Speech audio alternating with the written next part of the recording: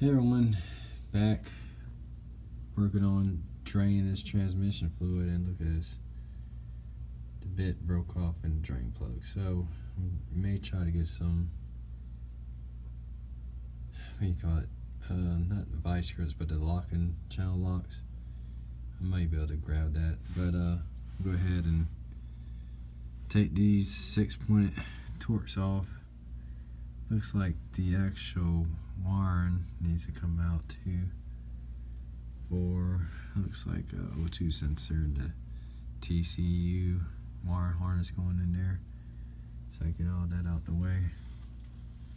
And whatever bracket. But when I got it jacked up in the garage and just working on seeing what the fluid looks like and the actual filter. So before we get too far with it, but I think that's all it needs is a filter change, but we'll see when we open it up if it has metal in it or not. So I'm going to work on getting this drain plug out a little bit and see what happens.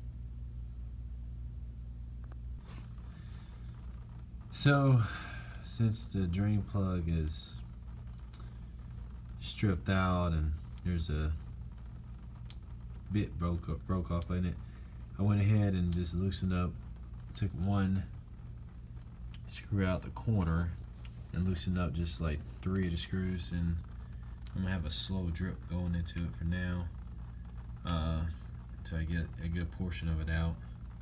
And I'm gonna look up, see how much transmission fluid this holds, because that's a 7-quart drain bucket right there, so I want to make sure I don't overfill it. But so far it looks like some good decent red transmission fluid. It doesn't look bad and burnt. Doesn't look like it's water in it, so I guess maybe the filter just got clogged somehow. I don't know. I'll find out. Got the radiator fan. Gonna go ahead and swap it out. Get this doggone cart going, man. It's coming together. Just wish the transmission was ready. Still in the process of doing that, but I'm gonna knock this out real quick. Probably take like 5-10 minutes.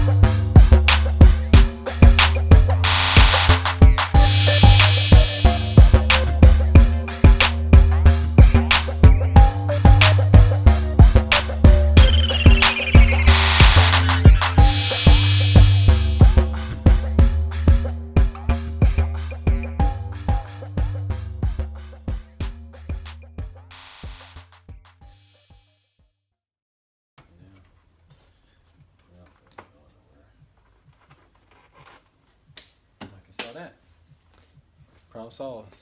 Alright, well I got the transmission filter out, and not certain if that's dirty or clogged or whatever, but it's a good possibility. I mean, I'm thinking this thing's got 100,000 miles, went through some kind of water flood damage, and you know, it's probably a good idea to change your transmission filter just like your oil filter. I mean, the thing probably gets old after a while, so I think this is probably the right thing to do. You know, that's what they said online. I'm gonna do some more research. I don't see any metal shavings.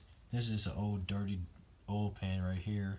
Should have cleaned it first, but there's nothing like, you know, I'll get the pan out and see, but I got this thing all jacked up, and yeah, that's the transmission valve body on the bottom right there.